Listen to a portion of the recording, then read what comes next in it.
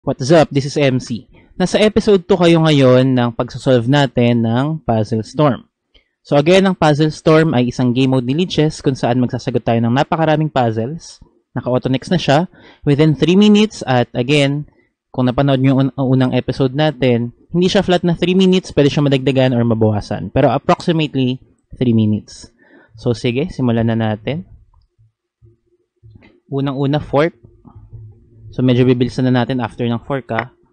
Pangalawa ay checkmate, bishop.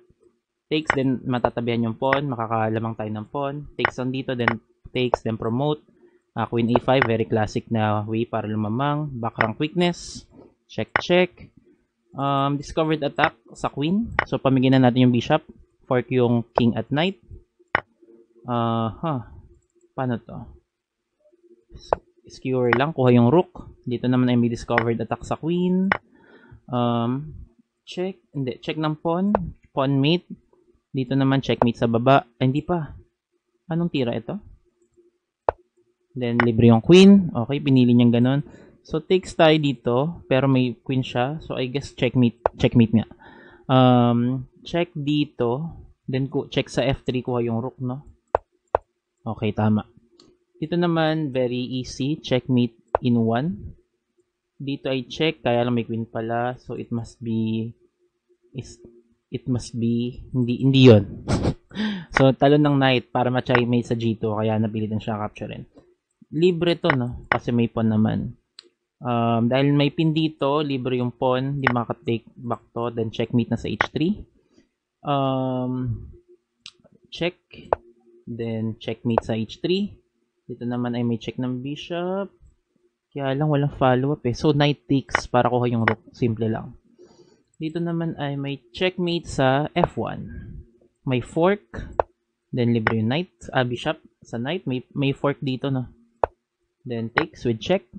Dito naman ay may bishop B4. Pag nag-take yung pawn, libre yung rook. Ayun nga yung nangyari. Bishop takes, pawn takes. Libre yung rook. Okay. Then, kain din. Takes. Wait lang. Or check muna. Check na lang. Para libre to. Then take back. Ayun. Tama. Dito naman. Trap na ata. Hindi siya trap. Pero paano natin siya take? Libre tong pawn. Then takes with check. Then kuha yung isang rook. Okay, lamang. Dito naman sacrifice lang yan. Tandaan nyo yung ganyang pattern. Lagi may sacrifice sa ganyan. Dito ay libre yung pawn sa F2. Then checkmate sa G2. Dito ay may check. Then libre yung knight. Discovered attack, promote, tulak tayo. Dito naman ay, ano to? Takes. Hindi ko makita ang sagot dito. Takes.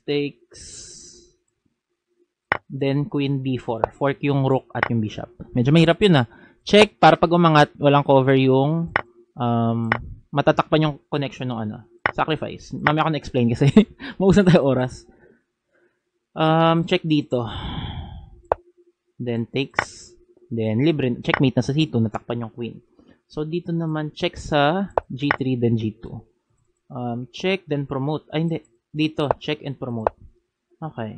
Dito naman check and mate. Okay. Check. Parang yung pawn libre lang.